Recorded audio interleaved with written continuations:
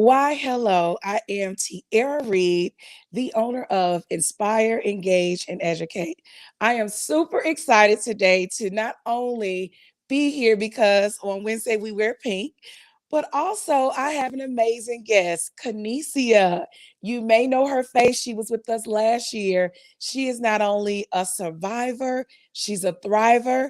She's been a caretaker, and now she is an amazing advocate. So when you hear her story, believe me, it is going to impact your life.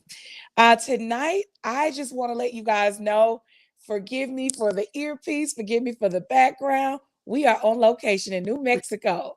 And when you have a vision like I have for making sure awareness of early prevention is available for everyone, it doesn't matter whether I'm out of town or wherever I am, the mission does not stop.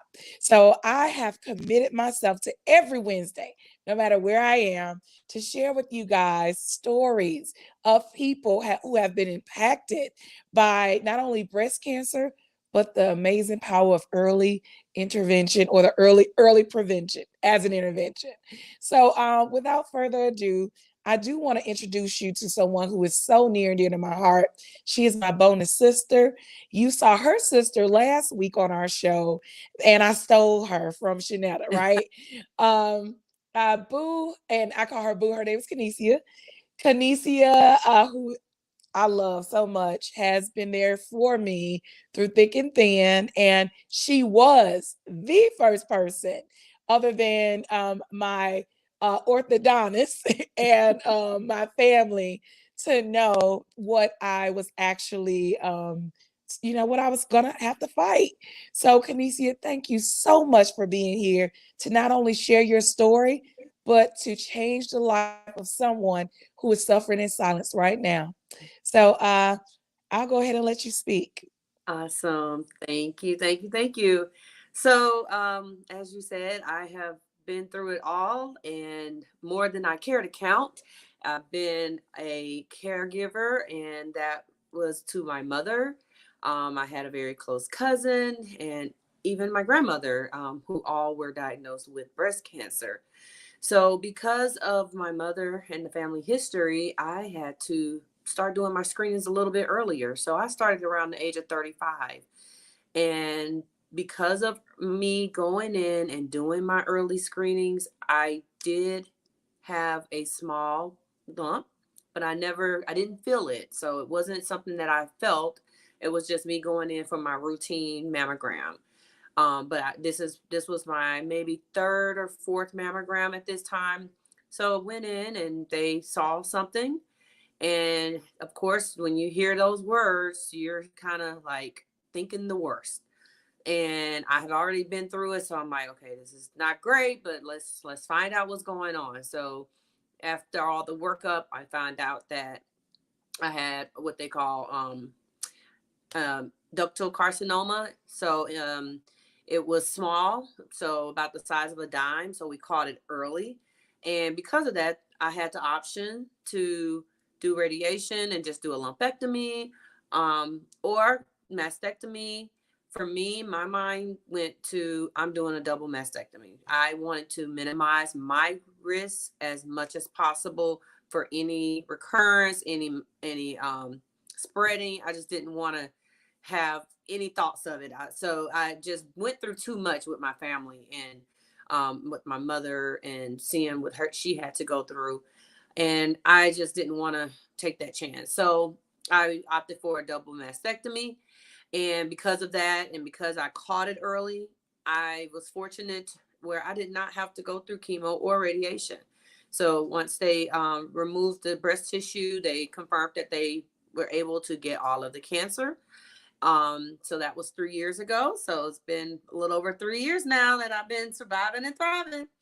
And I'm just thankful that I followed up, because that was a year I actually was late getting my mammogram that year. I normally get it in January, and I was so busy with working, and I travel a lot for work, and I had to keep pushing my appointment, and almost was like, you know what, I'll go next year. Then in my mind I was like, no, It'll be just my luck that this will be that 1 year that I didn't go, that something will happen. So I ended up going in May, and it was detected then. So um, just thankful that I followed my instincts and that I continued to just be an advocate for myself and made sure that I followed up and did what I was supposed to do as far as for the screening, and just kind of making sure that I'm taking care of me, because I also have kids to take care of. So it's not just for me, it's for them as well.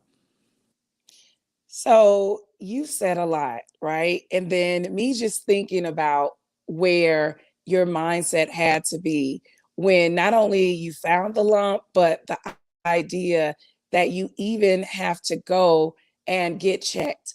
How did you handle that? Like, seriously, how did you prepare yourself to have to go? Did you hold your breath? Like every time you went, just thinking about cancer being so prevalent in your family. I spoke with Shanetta about that as well. And she also mentioned about your dad and him having prostate cancer and it just being around you guys, but you still are such an advocate. I even remember not even thinking twice when I told you I found a lump because I knew that you were going to be patient with me and you had already gone through it so many times before. But let's go back to my first question. How do you fight through that fear of consistently going and getting checked because so many people wait when it's too late? Tell Yeah. us about that. Yeah. So I fight through that by thinking if I don't go, it could be worse. I want to actually go where I can still have control. So if I wait, I may wait and it may get to where I have no control. It's gotten out of hand. So I'm a nurse as well. So as a nurse, I've seen what, as far as, and not necessarily breast cancer, just health in general, and just different his diseases and things that people have and processes, and that they're diagnosed with. And a lot of times, most of it is preventable, and that's always stuck with me, knowing that a lot of things are preventable, or if you catch it early, you can manage it. So for me, I just think about, um, I want to stay in control. So I'm gonna go and make sure I take care of me, and find, and if there is something, I want to find out about it sooner than later. Wow, you said something extremely impactful. A lot of times people think that knowing is scary, but I always think about not knowing. And, a lot of times when you do find a lump, you think about all the people around you and how if this is cancer, how is it going to affect your children, your siblings, your parents, and even your job, even your way to even make a living for yourself. So with you traveling and being a nurse and having to go through treatment, although you did select to do a double mastectomy, tell us a little bit about that process. Also, before you answer, I want to remind our audience this is your opportunity to ask questions. Kenecia is a nurse and a very nurse that is very versed on this topic.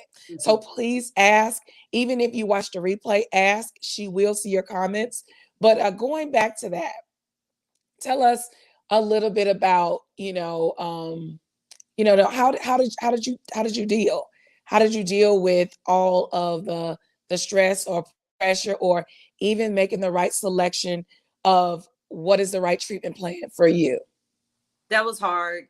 Even as a medical, being in the medical field, it was difficult. So I know it's even more difficult for people who have no clue of anything medical.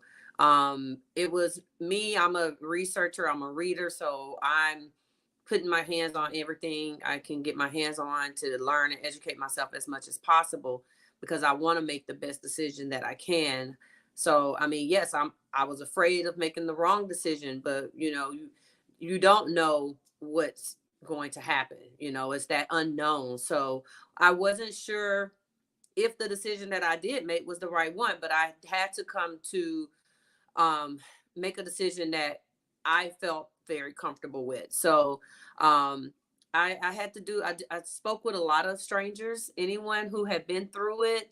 I was talking to them. I talked to my family. I talked to my friends. Um, and then I also had multiple consults. I went and saw multiple doctors and plastic surgeons before my reconstruction. And it was multiple, multiple decisions that needed to be made. So, because it wasn't just, okay, I decided on a double mastectomy. It was, okay, uh, do I want to keep my skin? Do I want to try to keep my nipples or can I? And then it was, what type of reconstruction do I want? Do I want implants or do I want to use my own tissue? And then where to have the surgery and who to do the surgery. So there was a lot of choices, um, decisions that needed to be made in a short period of time as well. So it's very stressful, but I leaned heavily on my family, my friends, my support system, and just my knowledge. And again, there's so much information out there. So I tried to, take in what I could take in, without getting too overwhelmed, because it's very overwhelming as well. Um, and made the decision that I felt best for me, that I was settled with. Wow. So, Kenecia, you did not have the reconstructive surgery that many people have. You elected to do something that is quite innovative. Can you tell us a little bit about that decision that you made and how you would suggest others that may be going through the same situation lobby for themselves and do their research to find out the best option for them? Yeah, so I opted to have my reconstruction done with my own tissue. Many times, women will hear the doctors will talk about what they call a deep flap, which is basically taking the tissue from your lower abdomen and then using the tissue from your lower abdomen and using and making your breast, reconstructing your breast with that tissue. I ended up opting for using the tissue from my gluteal area, and having that like basically it's a tissue flap, and had that relocated and used to do my breast reconstruction. So many women, you hear about it, but it took quite a bit of research for me to find more information on. I actually went out of town to have surgery at a breast center in New Orleans, where the physicians, that is all they do. They opened this center, and that is what it's called, the breast center. And it's actually a private hospital down in New Orleans, where there are plastic surgeons. There are actually microsurgeons. So it's a difference between just a regular plastic surgeon and a microsurgeon. And you want someone that's very skilled at this, because they basically have to go in and perform microsurgery to to cut your arteries and then resuture them in your chest wall to give your flaps, your new breasts, that perfusion so that they can stay viable. I didn't want to do implants. And a lot of times that's the first thing that physicians will tell their patients for reconstruction, is that they can do breast implants. Most of the time, you're going to hear that because that's what they're comfortable performing. When you start doing the research, there's not that many plastic surgeons that are skilled as a microsurgeon. So I mean, I live in here in the Atlanta area, and even in the Atlanta metro area, there's a handful of them at the time when I was doing my research. And as I did my research, I wanted to go with someone that had the most experience, which is why I traveled out of town. But just being aware that there's more options than just doing implants. For me, implants wasn't for me, because I didn't want to have to. Typically, you got to go back after 10 to 15 years and maybe get them done over, or maybe there's a recall, there's a leak. I mean, it's a foreign object inside of your body. And if I wanted to not have to have something implanted in my body, if I could help it. And fortunately, I was able to find a solution that worked for me. So I always tell women, once they're diagnosed, once they talk about reconstruction options, um, because you're most of the time your surgeon is going to be just a regular plastic surgeon, or even just find you a breast surgeon. Find someone that's really skilled in the surgery that they're going to perform, or the surgery that you want them to perform on you. um, and get multiple get multiple consults, get like at least 2 or 3 consults, but definitely just know that there are other options other than what they tell you. Because again, I had a cousin that reached out a couple weeks ago, and she was telling me she just found out she had breast cancer and she had to have a mastectomy with how far advanced that they found it. And they only told her about doing breast implants. And, so, and I told her, I said, the doctors are going to always talk about what they are comfortable performing. So just keep that in mind whenever you are doing any type of research, no matter what type of surgery it is. Just know they're going to only talk about and really kind of push you towards what they're comfortable doing. So you want to find someone that can be on the same page as you as far as what your goals are. So just also know what your goals are and what you want your end result to be. Well, Kenecia, you have given us a wealth of knowledge about not only advocating for ourselves, and if there is someone that was newly diagnosed and you are considering a double mastectomy, Kenecia just shared with you another innovative way that you can use your own tissue. So, this show, as I mentioned constantly, is designed to help that person who is on the fence. You may have found a lump, or you may feel that you've watched family members not be as successful as you would like to be in your fight. It is okay. As you not only seen with Kenecia, you saw with Shanetta last week. No matter what happens with your family, you have to choose you, and you have to go and advocate for yourself and make sure that you're getting checked. So before we leave today, I would love for you to just leave us with your final thought. If there is someone on the fence that may be scared, please share with us, Kenecia. What would you say to someone, or what is your advice? My advice to anyone who is afraid or thinking or I hear a lot of women sometimes say, I'm still too young, or um, I'm okay. You never know. You don't know. So it's best to find out. And again, as I said earlier, take control of your life, and that way you can make the decisions best for you instead of waiting on someone to make decisions for you. Um, my cousin that I just brought up, she actually advocated for herself because she felt something. She's 39, and she went to the doctor and went to her GYN doctor and told her, "Hey, I think I feel something that's not quite right." And her GYN doctor basically just patted her on the breast as she did her exam and told her, "Oh, you're fine. You're young. It's too early for you to do your screenings." Fortunately, she did not listen to her. She went to her primary care doctor and asked and told her the same thing, like, "Hey, I feel something. I think I want to get this checked out." And that doctor ordered it. And then, of course, as we know, she was got it biopsied and has been diagnosed with breast cancer. So, definitely listen to your instincts, because the biggest thing is that you know your body more and better than anybody else. So you know when something's not right, and when it's not, you need to listen to that instinct and go and take care of yourself. Well, thank you so much.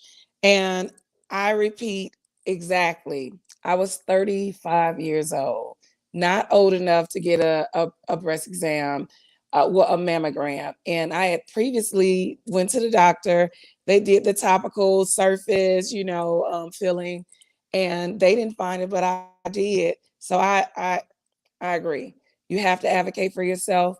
And what I do want you guys to do, if at any time you're in a situation where you want more information, even if it's not October, please DM myself, DM Kenecia. This is right now being broadcast not only on YouTube, but Facebook and Twitter. Please, please, please share this with someone, the replay. Share it with someone that you love in your life. And next week, we will be talking about men, because guess what? Men are also in danger of getting breast cancer as well. So I'm not great by mistake. Neither of you, neither are you. What I do want to say is shout out to Tiara and Elise. Our team is raising money for our breast cancer walk, and we are so close to our goal. Our goal is $2,000. Last year, our goal was $1,000, and we made maybe like 14. But this time, we are going to go over that 2,000. We are very close to it. I really, really want you guys to look, if you're watching a replay on any of YouTube or Facebook or Twitter, I want you to reach out because donating not only helps someone that's currently going through the fight, but it helps the research to help those that may even have to go through the fight in the future. So I look forward to seeing you in 3 days, Kenecia, on our breast cancer walk. And guys, again, please, please, please, if you're not donating to us, donate to someone else as they raise money for this disease. Love you guys. Have a good, a great Wednesday. All right, bye.